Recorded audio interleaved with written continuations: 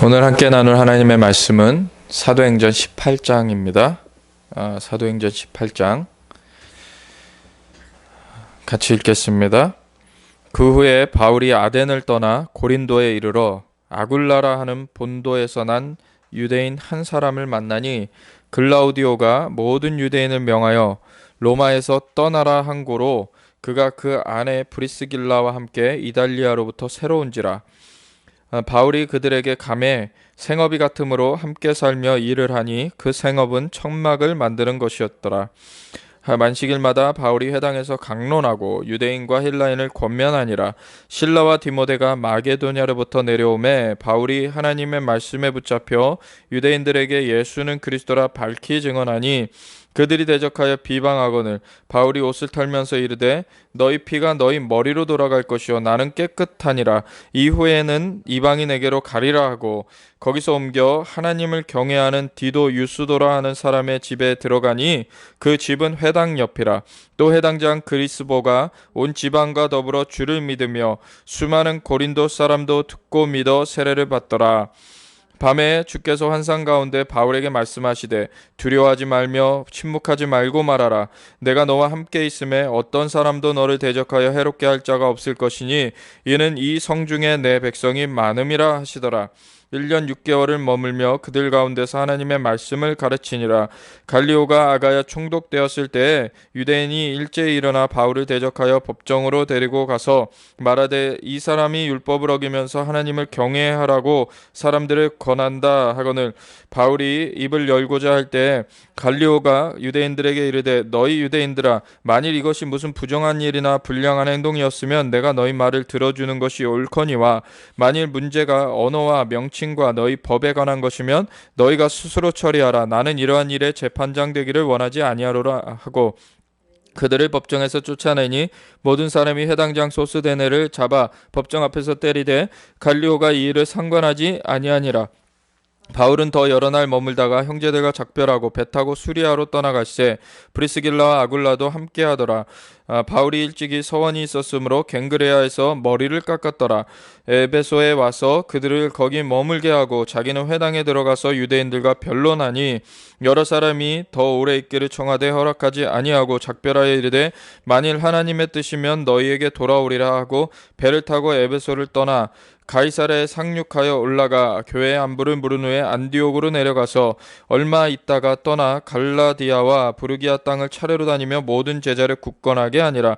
알렉산드리아에서 난 아볼로라 하는 유대인이 에베소에 이르니 이 사람은 언변이 좋고 성경에 능통한 자라.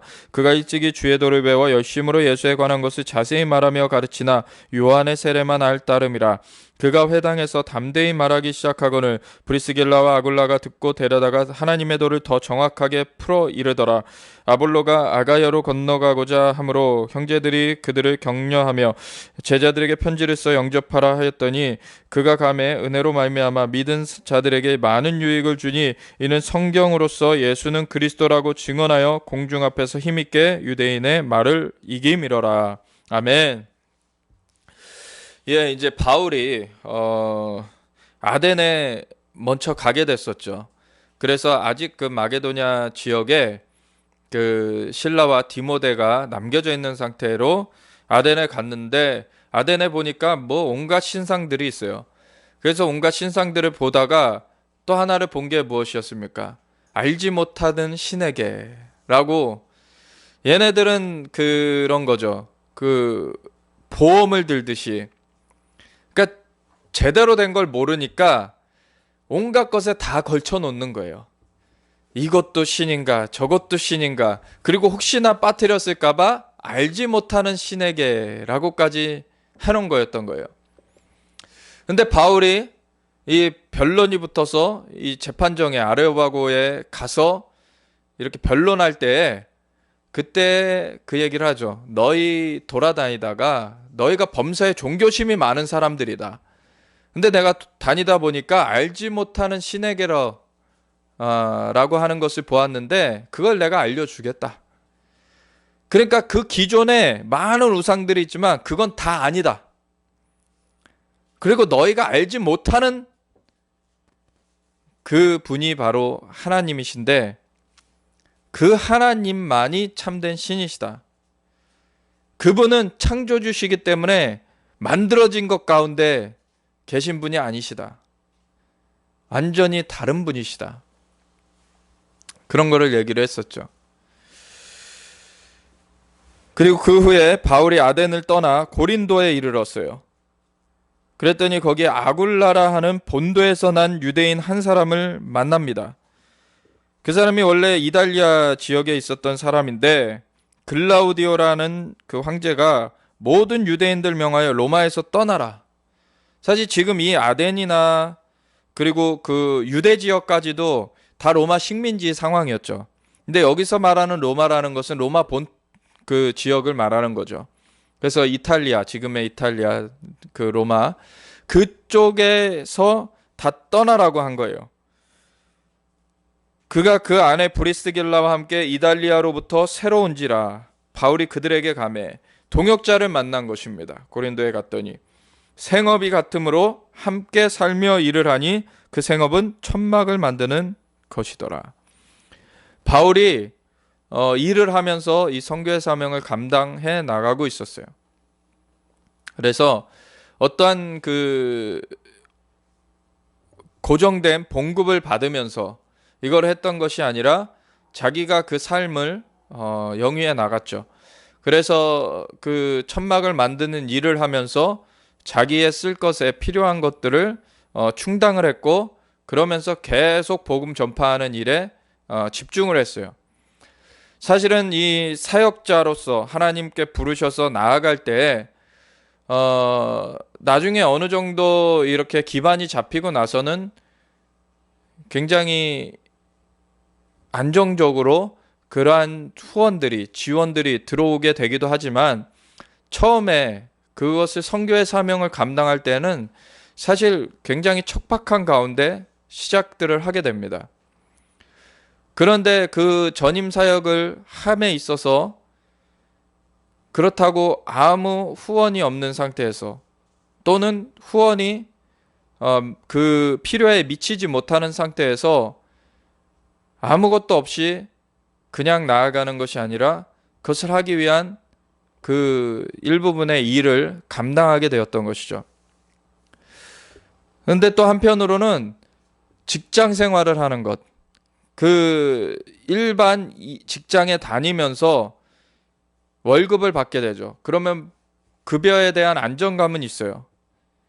그렇지만 그렇게 되면은 그 회사에 매이게 되고 그 회사에서 일하는 스케줄 그리고 일하는 그러한 프로세스 가운데 매이게 돼서 주된 일이 바로 그 회사 일이 돼버리는 것이지.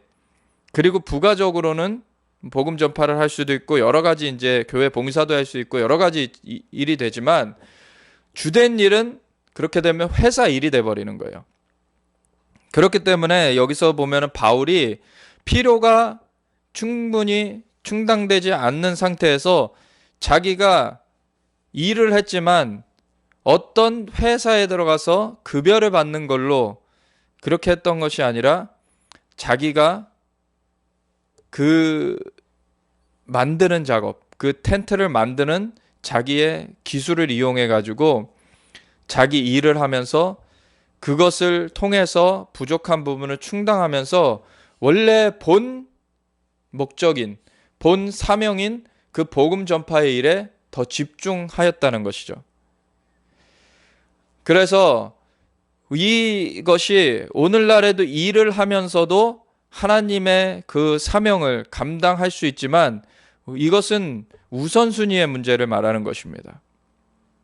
그래서 하나님 앞에서 하나님의 그 사역자로서 그 전임 사역으로 부름을 받았을 때에는 부분적으로 일을 할 수 있어도 그 삶의 우선순위는 그 하나님의 주신 사명을 감당하는 거기에 포커스가 맞춰져 있어야 되고 그 외에 다 부가적으로 되어 있어야 되는 것이죠. 바울은 그렇게 그 삶을 영위해 나가고 있었습니다. 그래서 그 천막을 만들면서 안식일마다 바울이 회당에서 강론하고 유대인과 헬라인을 권면하니라. 주된 이 바울의 삶은 이러한 삶이었어요.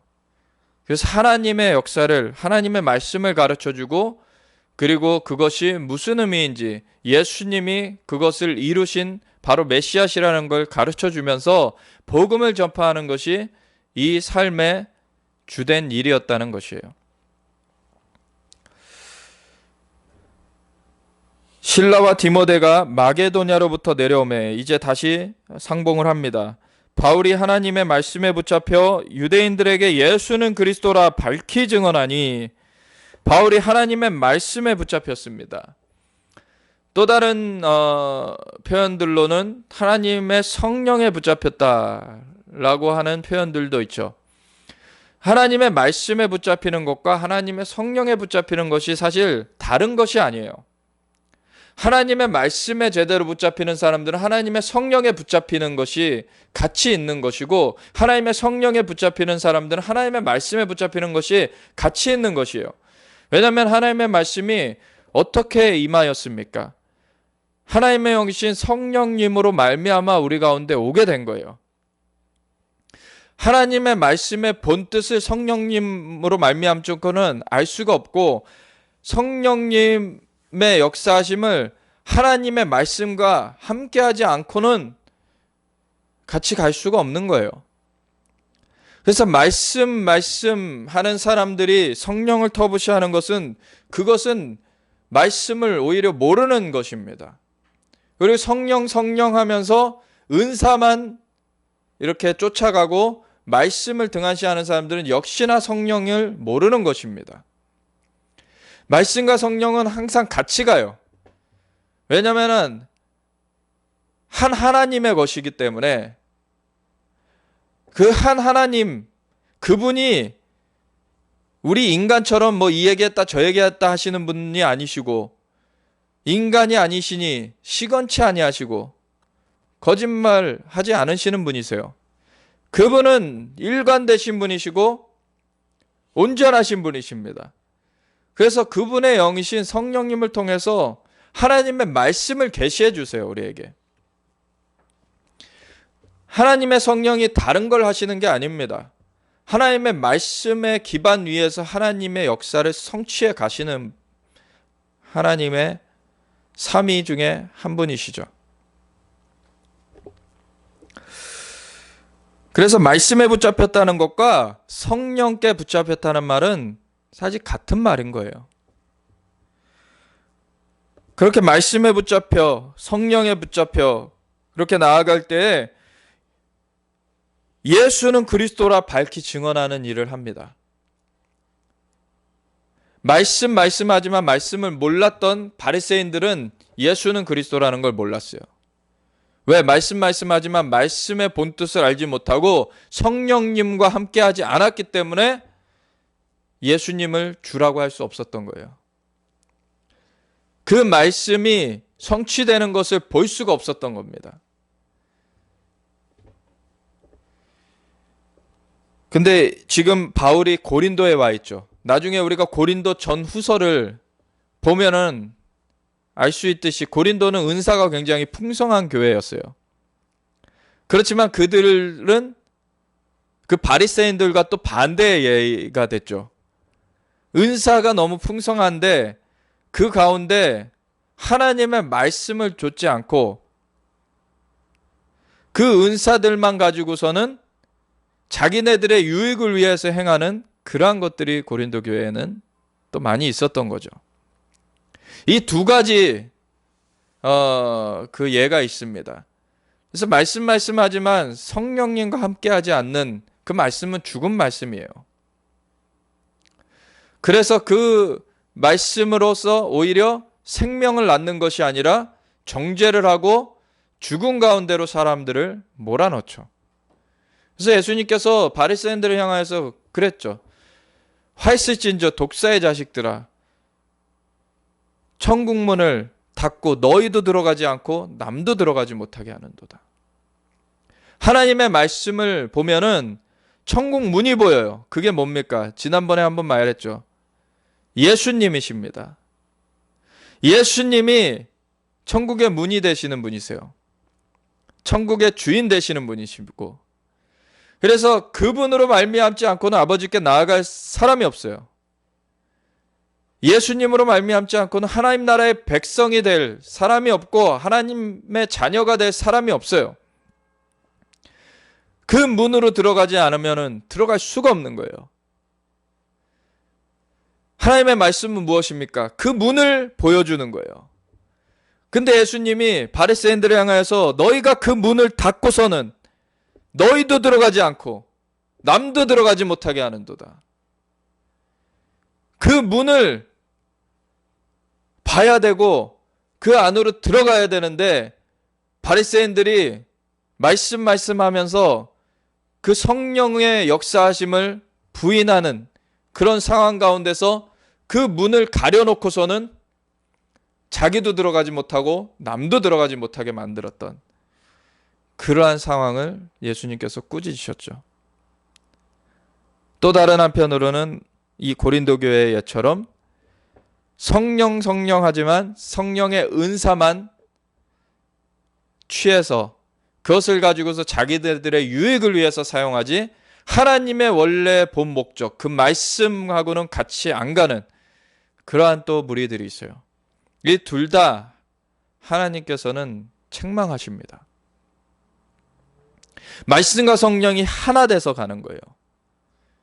그게 구원의 길이고 영생의 길입니다. 좁은 문으로 들어가라 그러셨죠. 그게 가치 있는 길이에요. 거기가. 그게 생명의 길이고 하나님의 길이에요. 이 말씀을 제대로 붙드는 사람들은 예수님이 그리스도라는 걸 보게 되는 거예요. 그래서 성령에 사로잡힌 사람들은 예수님이 그리스도라는 것을 모를 수가 없어요. 성령으로 말미암지 않고는 예수를 주라고 할 수 없다고 증언하고 있죠. 성령님이 이 말씀을 비춰주실 때에 예수님이 그 말씀대로 오신 그 그리스도 메시아시구나 라는 것을 보게 되는 거예요. 성령의 조명이 없이는 이 말씀의 원래의 그 뜻대로 보지를 못하기 때문에 예수님 그 문을 발견을 못하는 거예요. 말씀에서. 근데 성령으로 말미암아 이 말씀을 볼 때에는 그곳 가운데서 오리라한 메시아가 어떤 모습으로 오시는지, 특별히 이사야서 53장 같은 고난받는 종으로서 오신다는 것을 보게 될 때 메시아 그분이 바로 이 예수님이셨구나, 이거를 알게 되는 거예요. 유대인들 가운데 이런 역사들이 많이 일어납니다. 말씀을 보는데 스가랴서 그 9장의 말씀, 그가 낙이 타고서는 성에 들어오실 거라고 하는 그 말씀을 보다가 한 유대인 랍비는 랍비 학교에 다니던 분인데 그 말씀을 보는데 메시아가 낙이 타고 온다는 게 무엇인지 이해가 안 되는 거예요. 그래가지고 그것을 물어봤다는 거예요. 거의 랍비 선생한테, 랍비 학교 그 교수한테 이제 물어본 거죠. 그랬더니 랍비 학교 교수는 이 히브리어로 하면은 이 낙이라는 말과 탈 것, 어떤 그 타는 그 베이클, 그러한 자동차나 뭐 여러 가지 탈 것들을 말하는 그런 히브리어 단어랑 비슷한 음을 가지고 있어요. 그러니까 둘러댄 거예요. 이 교수는 그냥 그 탈 것을 말하는 거다. 뭔가 탈 것 타고 온다는 거다. 그런데 이 자에게는, 이 랍비 학교에 다니던 이 사람한테는 의문이 가시지 않는 거예요. 성령께서 역사하신 거죠. 그러고서는 그 의문 가운데 붙들려 가지고서는 그 말씀을 그대로 알고자 하는 그 갈망으로 그것을 계속해서 묵상을 하다가 예수님이 메시아신 것을 발견하게 된 거예요. 낙이 타고 입성하신 그 예수님.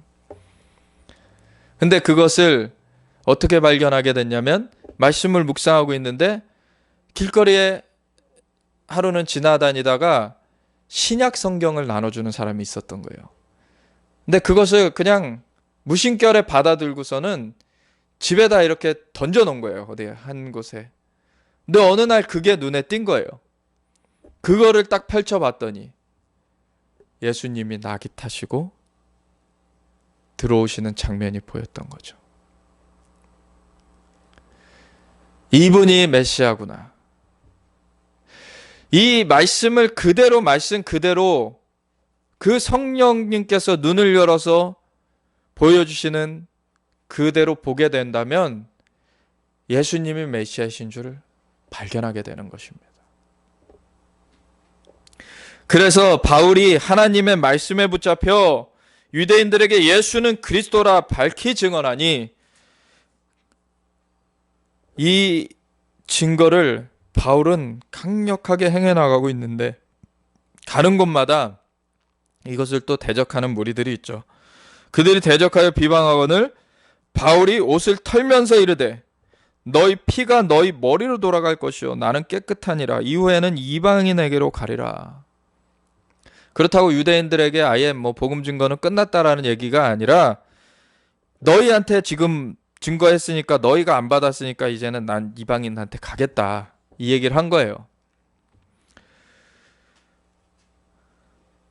거기서 옮겨 하나님을 경외하는 디도 유스도라 하는 사람의 집에 들어가니 그 집은 회당 옆이라.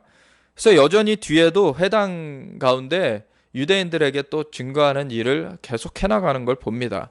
근데 그 전에 그 회당에서의 그 유대인들은 대적하니까 너희들한테 난 증거하는 거 사명했다. 너희가 받고 안 받고는 너희 책임이다. 이제 손 털고 나온 거죠.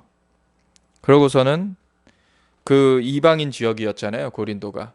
이방인들에게도 난 복음 증거하러 갈 거다. 그러고 나온 거예요.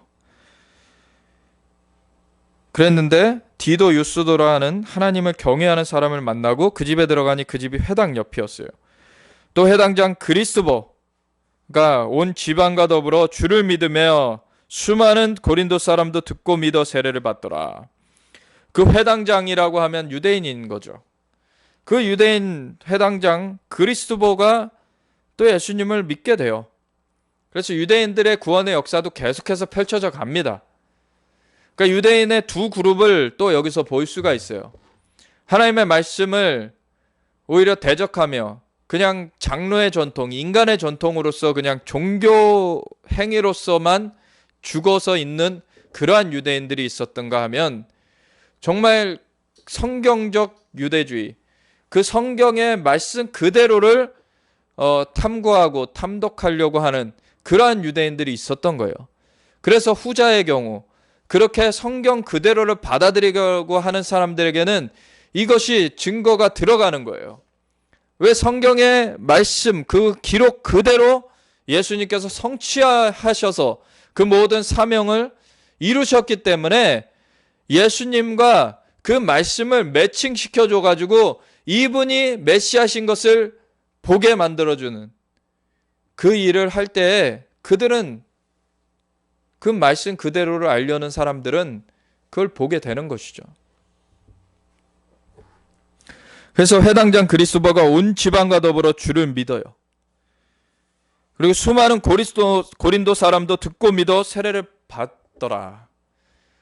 그러한 하나님의 구원의 역사가 계속해서 펼쳐져 갑니다. 대적하는 사람이 있다고 거기에 역사가 없는 것이 아니죠. 대적하는 사람은 어딜 가나 있을 수 있어요. 그런데 그 중에 구원 얻을 사람들이 있어요. 그래서 하나님께서 환상 중에 말씀을 하십니다. 밤에 주께서 환상 가운데 바울에게 말씀하시되 두려워하지 말며 침묵하지 말고 말하라. 이 증거자의 사명을 계속해서 감당하라. 하나님께서 말씀을 주셨고 말씀대로 메시아를 보내셔가지고 그 구원의 길을 열어놓으셨어요. 그러면 이 다음에 하나님의 백성들의 사명은 무엇입니까? 그걸 증거하는 거예요. 그걸 증거함으로 말미암아 하나님이 말씀하셨고 말씀대로 이 그리스도가 오셔서 이 일을 이루셨다. 예수가 그리스도다. 그분을 믿으면 너희가 구원을 받는다. 그리고 하나님 나라의 백성이 된다. 하나님 나라에 너희가 권속이 되고 하나님의 자녀가 된다. 그리고 예수님은 다시 오사 이 세상 나라를 주와 그의 그리스도의 나라가 되게 하셔서 세세토록 왕노릇 하실 것이다. 이 증거자가 되는 것이에요. 하나님 나라 복음의 증거자들이 되는 것입니다. 그럴 때 사람들이 돌이키게 되는 것이죠. 개중에 대적하는 사람들도 있겠지만 증거하지 않으면 모두가 그걸 모르고서는 죽게 되는데, 증거하면 대적하는 사람도 있겠지만 개중에 깨닫게 되는 사람이 있고 건진받게 되는 사람들이 있게 되는 것이죠. 그래서 우리의 사명은 계속해서 증거하는 거예요. 밤에 주께서 환상 가운데 바울에게 말씀하시되 두려워하지 말며 침묵하지 말고 말하라. 내가 너와 함께 있음에 어떤 사람도 너를 대적하여 해롭게 할 자가 없을 것이니 이는 이 성중에 내 백성이 많음이라 하시더라. 이곳에 구원 얻을 사람이 많이 있다는 거예요. 제가 이 지역에 대해서 기도할 때에도 하나님께서 이 지역에 구원 얻을 사람이 많다라는 말씀을 하셨어요. 우리가 증거하는 그 사명을 감당해야 됩니다. 그래서 하나님 앞에서 이 고리를 끼워주는, 사람들과 하나님 사이에 그 다리를 놓는 그러한 사람이 되어줘야 되는 것이에요. 그럴 때 하나님 착하다, 충성되었다, 너희가 나의 그런 일을 잘 감당하였다라고 우리를 칭찬해 주실 것입니다. 1년 6개월을 머물며 그들 가운데서 하나님의 말씀을 가르치니라. 바울은 성령의 사람이었습니다. 근데 이가 한 것은 많은 그 축사 사역, 그 귀신을 쫓아내는 사역도 했고, 그리고 예언 사역도 할 줄 알았고, 그리고 치유 사역도 할 줄 알았고, 많은 사역들을 할 줄 알았어요. 근데 그 핵심은 무엇이었습니까? 말씀을 가르치는 것이었어요. 하나님 나라의 그 법도를 알려줘야지 사람들이 그 하나님 나라의 백성으로서 백성답게 살 수가 있게 되는 거죠. 그 법도를 모르면 불법한 자요, 그 나라에서의 삶을 제대로 영위할 수가 없는 것입니다. 하나님의 말씀을 잘 알아야죠. 성령님의 역사하심으로 우리가 인도하심을 받을 때에 하나님의 말씀을 성취하시는 하나님의 역사로서 인도해 가시는 것입니다. 그래서 우리가 그 틀이 되는, 그 기반이 되는 하나님의 말씀을 아는 만큼 성령의 역사를 또한 경험할 수 있는 것이에요. 갈리오가 아가야 총독되었을 때 유대인이 일제히 일어나 바울을 대적하여 법정으로 데리고 가서 말하되 이 사람이 율법을 어기면서 하나님을 경외하라고 사람들을 권한다 하거늘. 이게 말이 안 되는 얘기죠. 율법을 어기면서 하나님을 경외하라고 사람들을 권한다라고 이 사람들은 말을 하는데, 율법을 어긴다는 그 기준이 무엇입니까? 예수님이 메시아신 것을 증거하는 것이 왜 율법을 어기는 것입니까? 이들이 그 율법을 오해하고 있는 것이죠. 이들이 그 율법을 메시아가 와서 그 구원하리라고 하는 것을 정치적인, 군사적인 그러한 배경으로만 이해를 했기 때문에 오셔서 죄의 값을 대속하신 그 초림의 메시아의 사역을 보지 못한 것이에요. 그래서 영으로 먼저 건짐을 받고, 그래서 하나님 나라에, 영이신 하나님 앞에 그 하나님 나라에 먼저 들어가게 되고, 그것이 이 땅 가운데 온전하게 펼쳐지는 그날을 바라보면서 나아간다는 것을 이들은 그 단계를 알지 못하는 거예요. 그러니까 뒤에 것만 생각하고 앞에 지금 이루어진 그 성취된 그 단계를 증언하는 것을 거부하고 이들은 오히려 율법을 어긴다라고 참소하고 있는 것입니다. 그 예수님은 하나님을 이 땅 가운데 드러내신 것이죠. 하나님의 아들이신 그 예수님이 인간의 몸을 입고서, 하나님이신 그분이 인간의 몸을 입고서는 인간으로서 죄의 대가를 대신 지불해 주심으로 인간의 편에서 죄의 값을 탕감해 버리셨어요. 근데 그분은 하나님이시죠. 그래서 그분은 하늘로부터 하나님과 한 분이신 그분이 이 땅 가운데 오셔서 인간의 몸을 입고 죄를 탕감해 놓으심으로 이 하늘과 땅에 길을 열어버리셨다는 거예요. 그래서 그분으로 말미암아 우리는 죄사함을 받고 하나님의 존전에 나아갈 수 있게 된 거죠. 근데 이 프로세스를 알지 못하는 사람들이 자꾸 비방을 하는 것입니다. 율법을 그 예수님으로 말미암아 이룬다는 것을 몰라요. 그 율법을 볼 때에는 메시아가 필요하다는 것을 오히려 가르쳐주고 있다는 것을 모르는 것이에요. 우리가 율법을 이 종교 의식으로서 이루는 것이 아니라 예수님을 믿음으로써 그분이 우리의 구원자로서 우리를 인도해 주셔서 이뤄가는 것임을 모르는 것이에요. 그렇기 때문에 오히려 예수님을 그러한 구원자로서 모르기 때문에 예수님을 전하는 이 바울을 하나님 외에 다른 신을 전하는 그런 사람으로 오해하고 있는 것이죠. 그래서 율법을 어긴다라고 하는 거예요. 신명기에 보면은 뭐라고 나와 있습니까? 다른 신을, 여호와 외에 다른 신을 전하는 자는 너희 친구라도 죽여라, 그렇게 돼 있어요. 이들이 이런 걸 생각하는 것이죠. 근데 예수님은 다른 신이 아니에요. 하나님과 한 분이신 하나님의 아들 되시는 하나님으로부터 오신 구원자십니다. 그래서 그분을 받아들일 때 이 율법이 성취가 되는 거예요.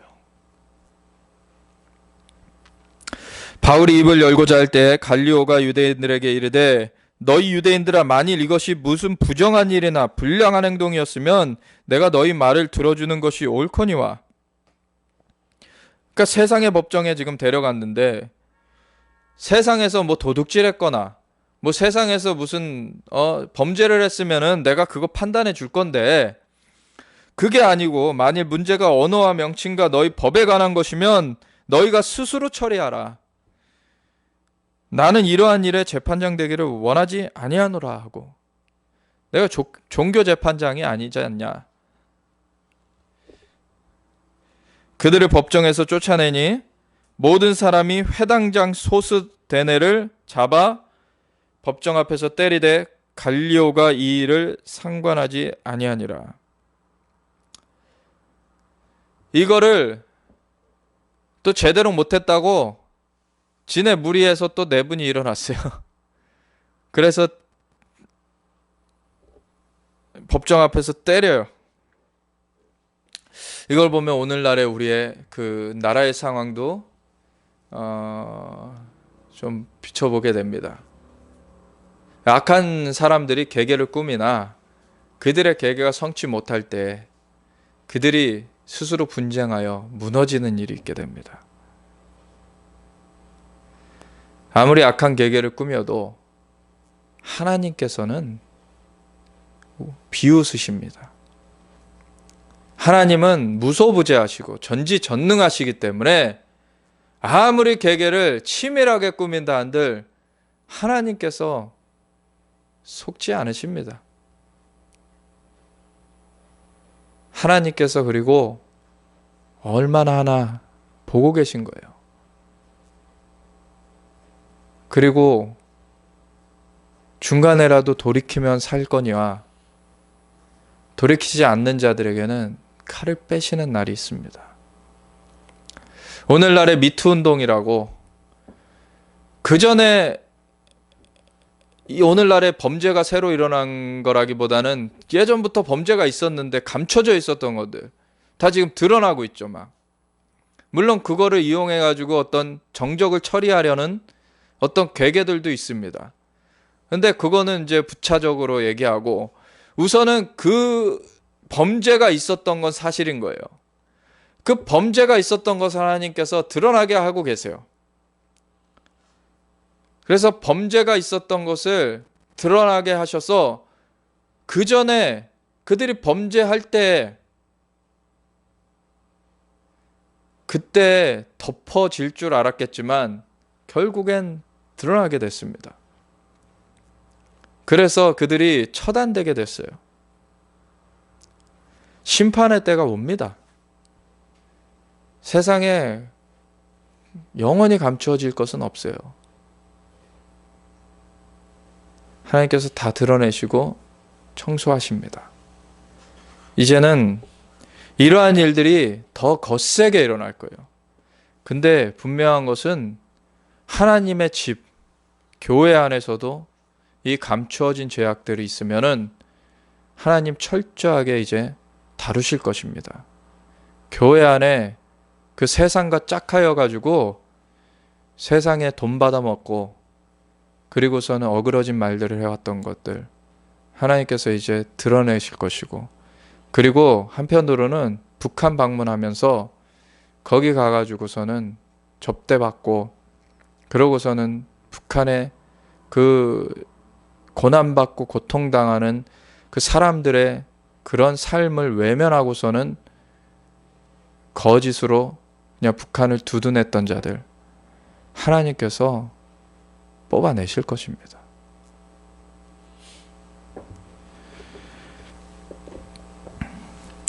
바울은 더 여러 날 머물다가 형제들과 작별하고 배 타고 수리아로 떠나갈새 브리스길라와 아굴라도 함께하더라. 다시 아시아 지역으로 넘어오게 되죠. 그때 소아시아 지역. 바울이 일찍이 서원이 있었으므로 갱그리아에서 머리를 깎았더라. 에베소에 와서 그들을 거기 머물게 하고 자기는 회당에 들어가서 유대인들과 변론하니 여러 사람이 더 오래 있기를 청하되 허락하지 아니하고 작별하여 이르되 만일 하나님의 뜻이면 너희에게 돌아오리라 하고 배를 타고 에베소를 떠나.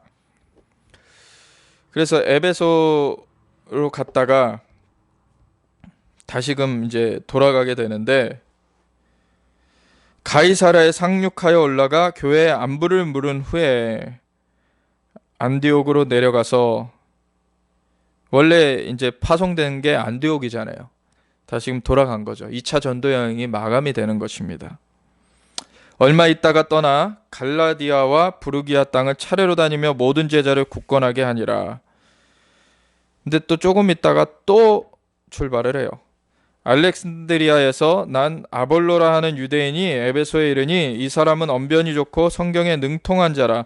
그가 일찍이 주의 도를 배워 열심으로 예수에 관한 것을 자세히 말하며 가르치나 요한의 세례만 따름이라. 그가 회당에서 담대히 말하기를 시작하거늘 브리스길라와 아굴라가 듣고 데려다가 하나님의 도를 더 정확하게 풀어 이르더라. 아볼로가 아가야로 건너가고자 하므로 형제들이 그를 격려하며 제자들에게 편지를 써 영접하라 하였더니 그가 가매 은혜로 말미암아 믿은 자들에게 많은 유익을 주니 이는 성경으로서 예수는 그리스도라고 증언하여 공중 앞에서 힘있게 유대인의 말을 이기미려라. 이 아볼로라는 사람이 여기 또 등장을 합니다. 그래서 아볼로가 알렉산드리아에서 난 사람이에요. 알렉산드리아는 이집트에 있는 그 지역이죠. 지중해 도시인데, 알렉산드리아에서 난 아볼로라는 유대인이 에베소에 이르러서 이 사람을 아굴라 브리스길라가 데려다가 이제 양육을 하게 됩니다. 이 사람은 원래 언변이 좋고 성경에 능통한 자예요. 그래서 굉장히 지적으로 많은 그러한 갖춰진 그러한 사람입니다. 그가 일찍이 주의 도를 배워, 그러니까 어렸을 때부터 이 말씀으로 양육된 자예요. 그리고 예수님이 메시아시라는 것도 알게 된 거예요.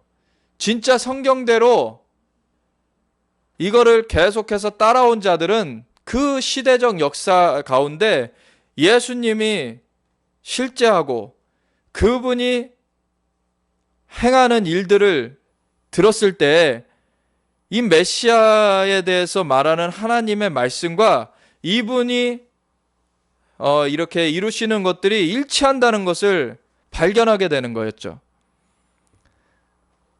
그래서 이 예수님에 관한 것을 자세히 말하며 가르치는 그러한 자로서 이가 있었는데, 근데 요한의 세례만 알고 있었어요. 요한의 세례.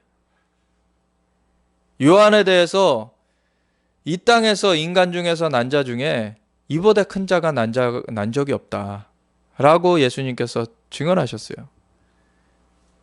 심지어는 모세도 그에 못 미친다는 얘기예요. 인간 중에 난 자. 왜 그 세례 요한이 그렇게 인간 중에 난 자 중에 가장 큰 자입니까? 메시아를 소개하는 자였기 때문이에요. 그 메시아를 소개하는 특권은 모세도 누리지 못했던 거예요. 메시아를 소개하는 특권. 근데 그것과 함께 무엇을 얘기하십니까? 예수님께서 구약의 모든 율법과 선지자는 요한의 때까지다 라고 얘기를 하세요. 그래서 요한의 세례는 무엇입니까? 구약의 율법을 완성하는 측면에서의 그 증표예요. 예수님께서 인간의 몸을 입고 오셔서 십자가에 달려 돌아가심으로 그 율법에 어긋났던 모든 죄악들, 그걸 다 갚아주셨잖아요. 요한의 세례는 이 탕감까지인 거예요. 인간의 입장에서는 여기까지인 거예요. 근데 예수님께서는 하나님의 아들이시죠. 하나님과 한 분이신 분이세요. 그분이 거기까지 온 자들에게는 어떻게 하겠다고 하신 거예요? 내가 아버지께로 가면 성령을 너에게로 보내리라. 성령이 그러면 임하신다는 거예요. 그 다음에는 죄가 탕감받는 것까지 끝나는 것이 아니라 이제 성령님께서 임하셔가지고 그 삶을 영을 살리시고서는 이끌어 가시는 그 삶으로 새롭게 나아가게 된다는 것이죠.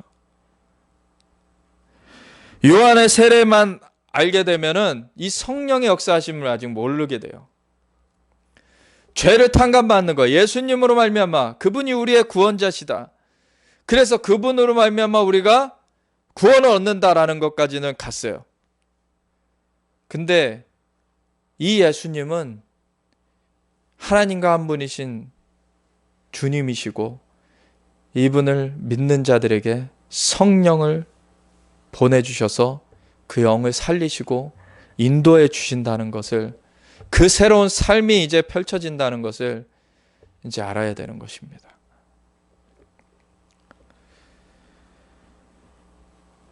그가 회당에서 담대히 말하기 시작하거늘 브리스길라와 아굴라가 듣고 데려다가 하나님의 도를 더 정확하게 풀어 이르더라.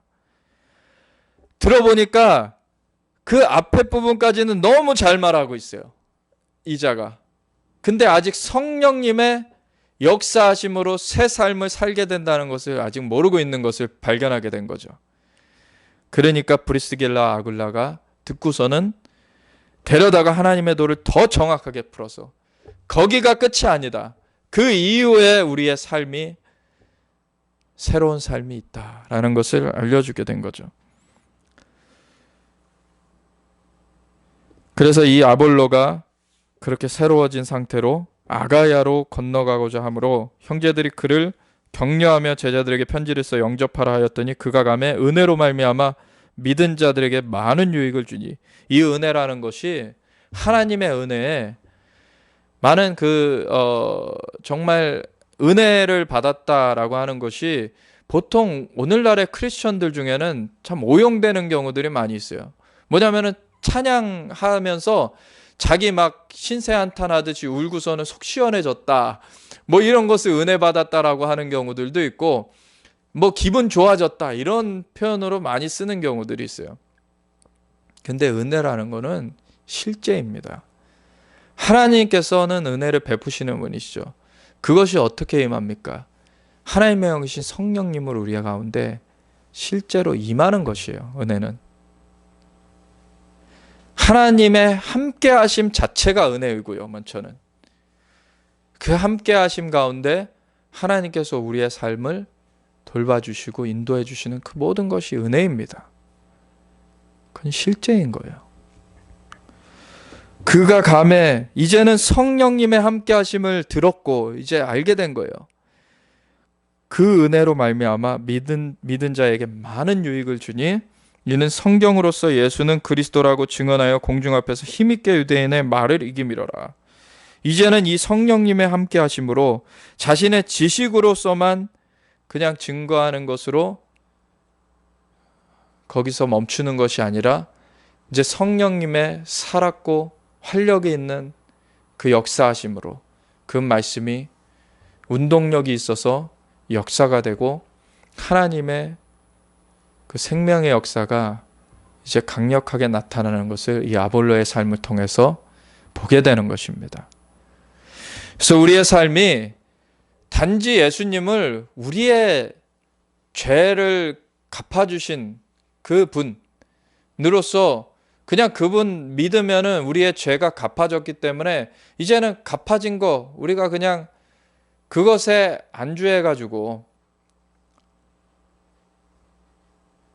나는 그냥 천국행 티켓은 따놨다라고 하면서 그냥 저냥 이 세상과 짝하여서 사는 삶이 아니라 성령님의 임하신 가운데 우리의 영이 살아나고 우리의 영이 성령님으로 인도하심을 받는 그러한 삶으로서 나아가야지만 이 삶이 진짜 그리스도인의 삶인 것입니다. 그것이 없기 때문에 오늘날 세상과 짝하여 가지고 사람들이 지금 교회 지도자라고 하는 사람들도 악을 선이라고 선을 악이라고 하는 그러한 악한 무리들과 함께 그들을 그냥 좋게 칭송하면서 그를 같이 나아가고 있는 것들을 봐요. 그런 사람들이 하나님 앞에서 칭찬을 받겠습니까? 하나님 앞에서 책망을 받겠죠. 우리는 진정 성령님의 역사하신 가운데 우리가 사로잡혀서 나아가야 됩니다. 그러할 때 그것은 말씀을 벗어나지 않아요. 말씀의 원리를 성취하시는 하나님의 역사로서 펼쳐지게 됩니다. 그래서 말씀과 성령의 역사하심은 같이 가는 거예요. 그래서 이것 가운데 우리가 함께 온전하게 사로잡혀서 함께 나아가기 원합니다. 기도하겠습니다. 하나님 감사합니다. 우리 가운데 하나님의 은혜와 사랑을 부어주심을 감사드립니다. 우리의 죄를 예수님의 보혈로 대신 갚게 하셨을 뿐만 아니라 이제는 성령님을 보내주셔서 우리를 살려주시고 주님의 인도하심으로 우리에게 임재하셔서 함께 하시는 주님을 감사합니다. 우리가 온전히 주님을 붙잡길 원합니다. 주님 홀로 영광 받아 주시옵소서. 우리가 주님의 임재하신 가운데 완전히 붙들려지길 원합니다. 주님 영광 받으시고 임재하여 주시옵소서. 감사드리며 우리 주 예수 그리스도 예수와 마시아 이름으로 기도드리며 주님 우리 가운데 온전히 말씀으로 양육하여 주시옵소서.